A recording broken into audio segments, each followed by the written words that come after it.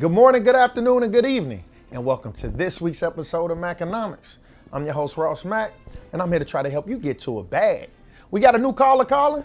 Talk to me what you got. My mans was telling me about this NFT vibe, but if I invested $1,000 when he told me to, right now, the investment would have been worth $10. Bro, is it even worth it for some pictures? Hey, look, man, that's really a great question, right? People don't know whether this is just a little temporary fad or they gonna actually be around for the long haul. But first, let me actually define what an NFT is, right?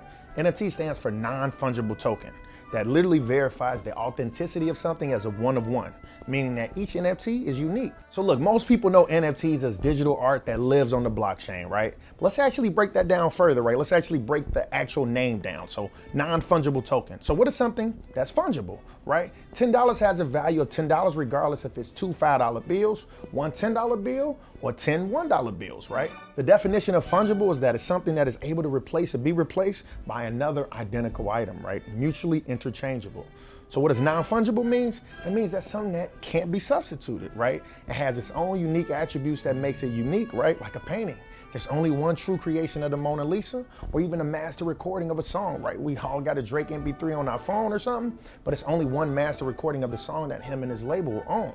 Then lastly, the token, right? That's a digital certificate that is stored on a secure distributed database called the blockchain. So look, at the end of the day, NFTs exploded because everybody and their mama was talking about pictures of monkeys and kittens selling for like $500,000 and up. However, I want to show you that picture's just a small part of the future of what NFTs will and can be. Because look, at the end of the day, we all have bought an NFT, but we just didn't know it. So think about it, right? We all have gone to a concert or a sporting event, and in today's world, when you buy a ticket, those tickets are actually digital, right? And most, if not all, events have no physical ticket entry. Therefore, in order to walk into the stadium, we show them a picture on our phone, right? And that's the ticket. That actually is an NFT, right? We have a one-of-one that represents the temporary ownership of that seat for that event, right? Now, that's a true, tangible value of it, right? And to show you that I'm not crazy, for this year's Super Bowl, the NFL actually gave every attendee an NFT customized with their seat number.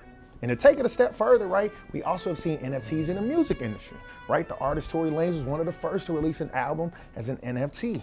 The idea was that for each copy of the album was to be minted as a one-of-a-kind token, providing a foolproof ledger, right, of the ownership of the songs, right? The value of the NFT comes from their verifiable scarcity. And in this instance, Tory Lanez made 1 million copies that were available, right? They sold out pretty quickly, and if other fans wanted to get the album, guess what? They would have to buy it from the secondary market, right? And in the future, artists might not need labels. They might actually just be able to release their music as NFTs. Now, another pretty interesting concept is with cars, right? The Italian auto brand Alfa Romeo just unveiled a new electric SUV equipped with an NFT. The company said the NFT will record vehicle data, which will generate a certificate that can be used to assure the car has been properly maintained, which obviously will be good as a positive impact for the resale value of the car. So who's gonna need Carfax anymore, right? The NFTs will be able to verify that the car was truly maintained well. I think this might actually revolutionize the auto industry.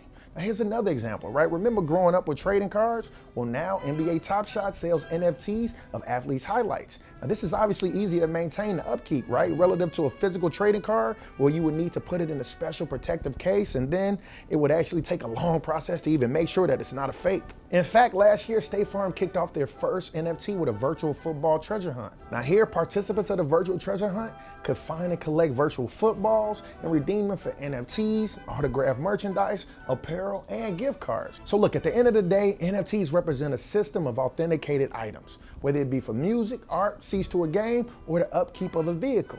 And down the line, it will be used to simplify contracts as well. Thanks to our good neighbors at State Farm for sponsoring this segment. Like a good neighbor, State Farm is there.